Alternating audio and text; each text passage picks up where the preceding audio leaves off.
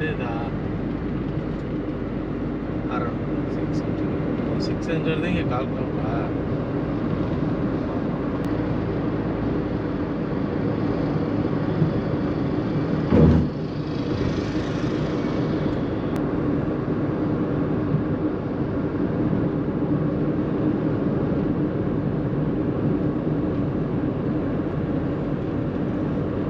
Hello from Mahabalipuram, 50 kilometers down the coast from Chennai, and I came here today by an intercity Uber from the south of Chennai where I was staying, and the Uber cost 707 rupees, about £7, for a 40-minute journey or so.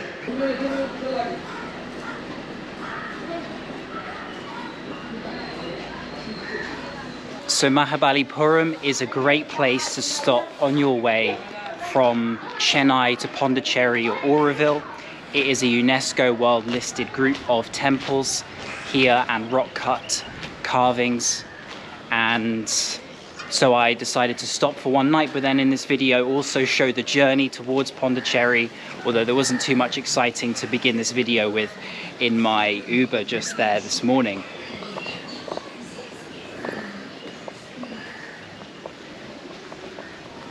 As it is the late afternoon now, I am heading to one temple called the Shore Temple to catch the sunset, even though it faces east. This is the east coast of India, and obviously the sun is setting this way, but we're still gonna go anyway because I can't fit everything else in tomorrow morning, because the temples are spread out and there's a complex somewhere else too. And then after I visit the other group of temples tomorrow, I will then catch a bus or shared taxi to Pondicherry.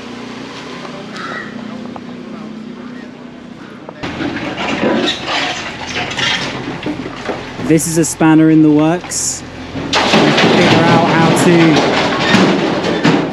get through here.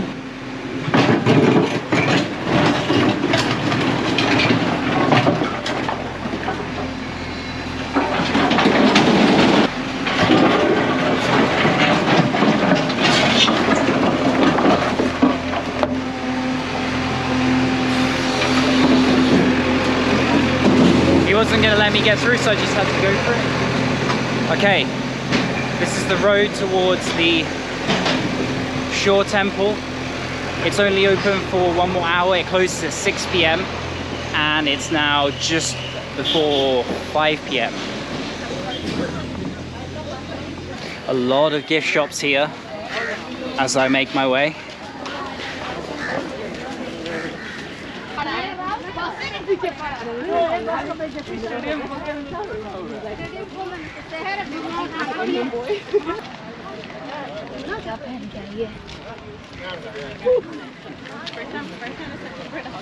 So to enter here for a foreigner, it is 600 rupees, which is why if you want to save money, you should visit all of the temples on the same day. Don't do this. I'm gonna have to pay again tomorrow morning. It's surrounded by gardens and you have the breeze coming in from the ocean.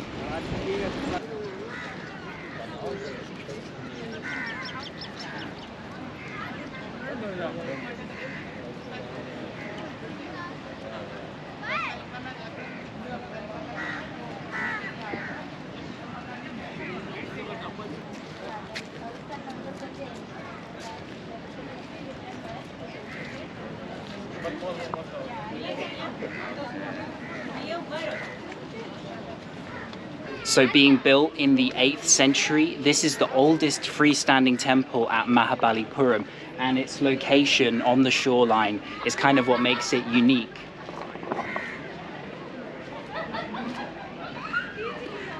Let's get a bit closer. There are these sculptures on the rock all around it here.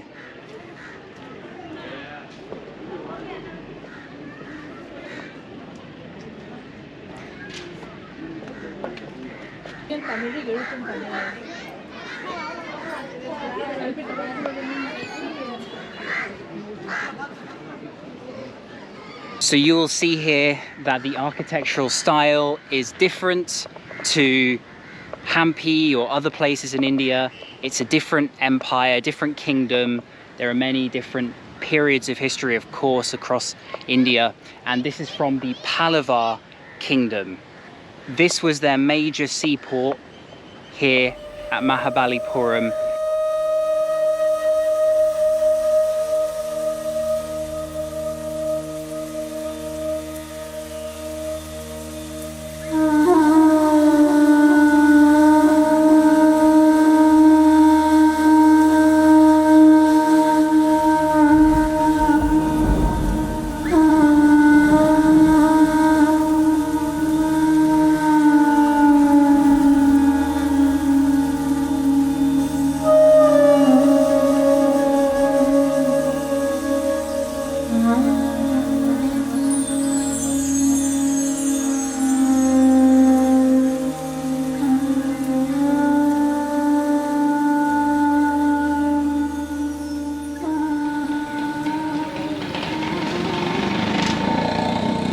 Good morning and welcome back to Mahabalipuram. I have woken up early on this Saturday and I'm heading to the western group of temples and carvings by the hill here early on before the crowds get there. It actually opens at 6 a.m. It's a little bit later than that. It's currently 7.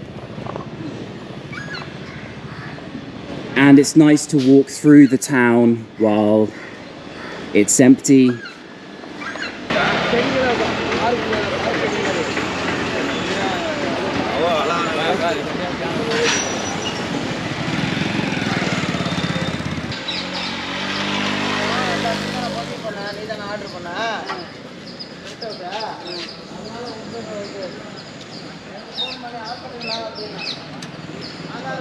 Okay, so I am fairly blown away here. I have not paid an entrance ticket. I've just walked into the complex and right in front of me is sitting one of the masterpieces of sculpture across all of India, and it's probably one of the best things I've seen in all of India.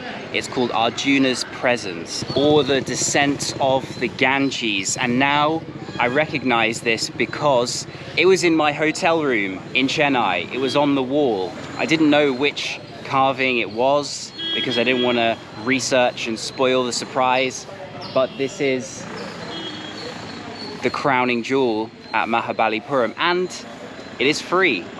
There is a road here, there is a slight fence there for security to stop big vehicles coming through, but people can just wander in and out freely and observe what is probably the best thing here at Mahabalipuram for free. So even if you're stopping on your way from Chennai to Pondicherry or vice versa, you can just park up for a few minutes if you don't have time to go inside the complex and take a look at least this one for free and then be on your way, which is pretty cool. There's also a temple attached just here.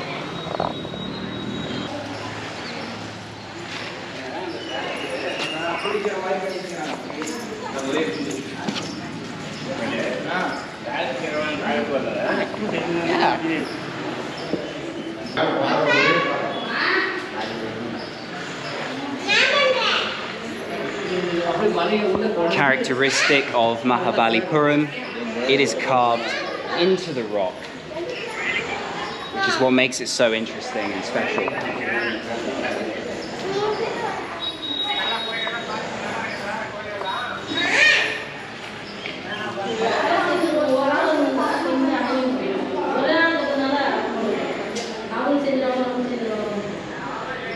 So most of the stuff we're going to see this morning dates from the 7th century, the Shore Temple being a bit later, the 8th century.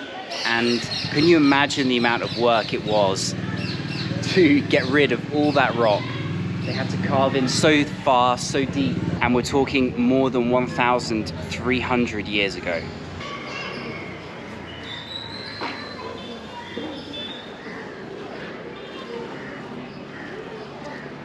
And one more thing, this one is definitely for the morning. Look at the sunlight coming through there and shining right on it. It's facing east, so definitely come in the morning, it will light up and you'll be able to see the details of the sculptures much clearer than if the sun was hiding behind on the other side if you came for sunset. So I have paid the 600 rupees to enter once again. This ticket gets you into pretty much everything at Mahabalipuram. So if you don't want to spend it twice, do it all on one day, as I said yesterday. And in front of me here, I have a wonder of nature, Krishna's butterball.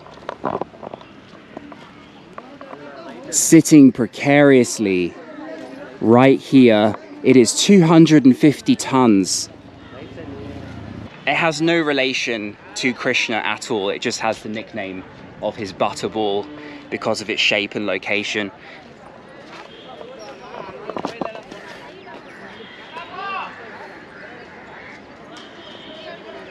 Thousands of years of history says that this rock will not fall, and these people trust that. We do. We do trust that.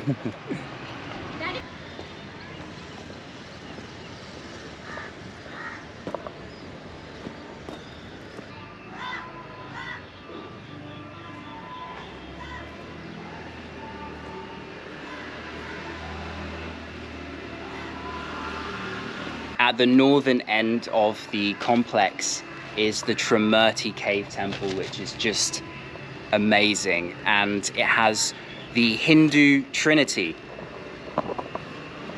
On the left here is Brahma, and in the middle we have Shiva. On the right, Vishnu.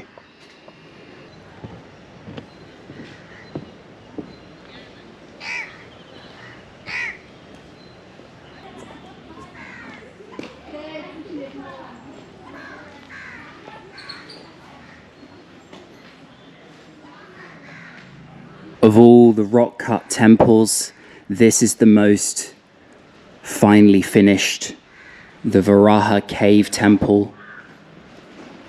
And wow.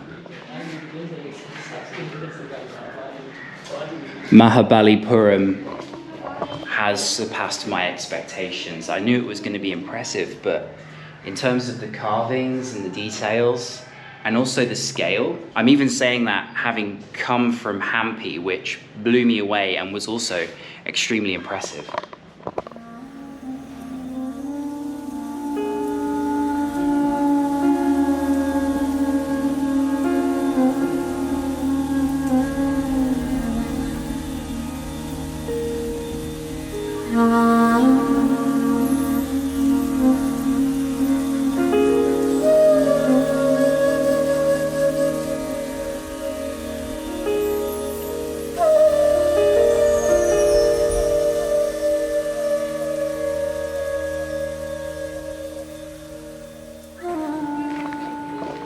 So after walking through the Western Hill complex, the exit is just on the other side. You don't need to come out the way you came in, just keep going. And from here, you will make your way to the final and one of the most impressive places at Mahabalipuram, if you've already done the Shore Temple, that is.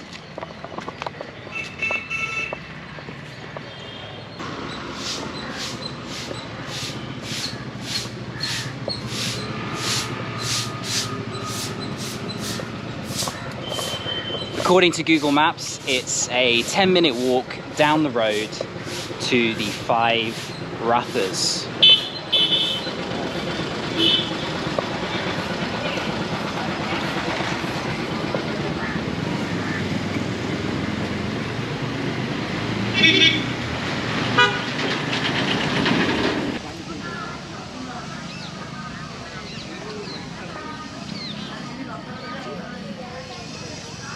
Hidden in the sand until discovered by the British around 200 years ago, these are the 5 Rathas.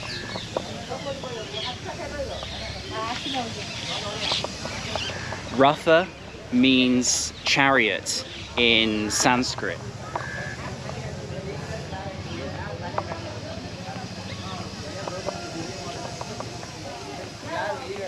You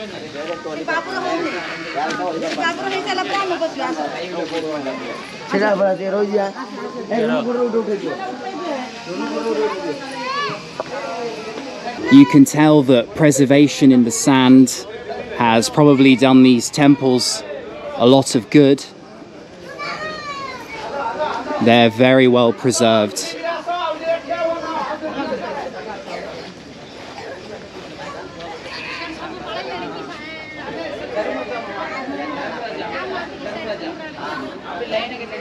The 5 Rathas are also the 5 heroes of the Mahabharata, and that features Arjuna and other characters. Arjuna, you may well know if you've read the Bhagavad Gita. I read it a few years ago, though I still would not consider myself anything close to an expert on Hinduism or Indian history.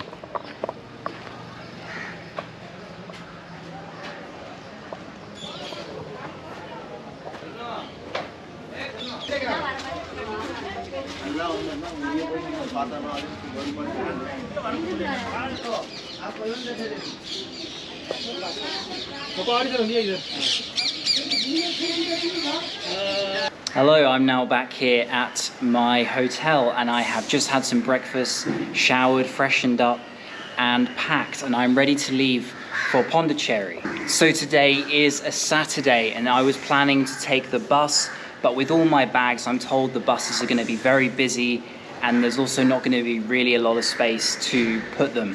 So in the end, I have decided to take a private taxi. I did try and find someone in the hotel to split the cost with, but I couldn't find anyone going to Pondicherry. So the best deal I found is 2,800 rupees to Pondicherry, which is about 28 pounds, just over 30 US dollars. And if you want to travel by private taxi in India, it is cheaper than in other countries, but of course it's still more expensive than taking a bus, taking a train, etc. So let's get out of here now and head down and meet my driver and be on our way. Thank you.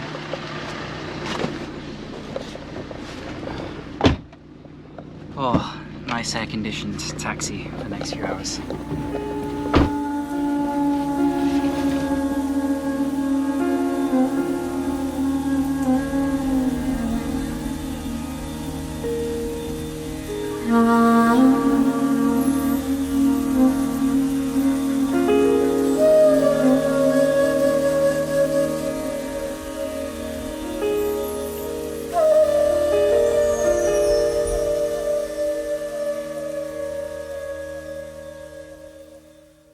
So I've now arrived here in Pondicherry in this beautiful heritage hotel called Colonial Heritage. It's 3,000 a night, so 30 pounds. Let me show you. Beautiful area here. Veranda. And then the room. Not sponsored, just showing you because I think it's cool. With this French heritage vibe mixed with Tamil culture. And the bathroom, very nice, historical, just what I like.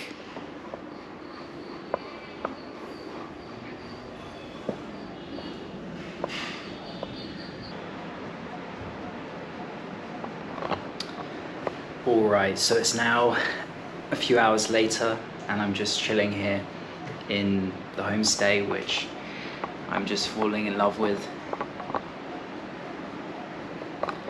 And I'm going to end the video here. The next one will be exploring Pondicherry. I thought I would add at the end here what I'm reading. I think many of you might be interested in the kind of books I read when I travel, because often I try to pick something up that is related to the destination I'm in, and I'm also kind of going through a bit of a classics phase at the moment. So I'm reading A Passage to India by E.M. Forster. If any of you have read it, let me know. I think I also want to read some Indian literature at some point. Let me know if you have any recommendations down below. I read Shantaram a few years ago, which is something like 1,000 pages, also quite interesting, set in Bombay. And I'm also going to read Siddhartha pretty soon, which is by Hermann Hesse and is set obviously around the life of Siddhartha, Buddha. And This one is also a bit of a classic from North India, really. And anyway, from the homestay here, or the heritage house, I should say, I am going to end the video. I will see you on the next one as I wander around Pondicherry and what will probably be quite a relaxing video here towards the end of my trip. I only have a few days left, so I'm going to try and make the most of it and squeeze every little bit out. And I hope you enjoyed Mahabalipuram and the journey. It is underrated, I think. I'd never heard of it before I did my research about it, and then ended up very much liking the place, and some of the things that I saw there were incredible, especially the Arjuna's presence sculpture work there. Unbelievable. So anyway, I'll see you on the next video. If you enjoyed this video, give it a like, make sure you write in the comments below, and if you want to follow my trips, behind the scenes stories and that kind of thing, then you can also check out my Instagram. Link is below. See you on the next one. Peace.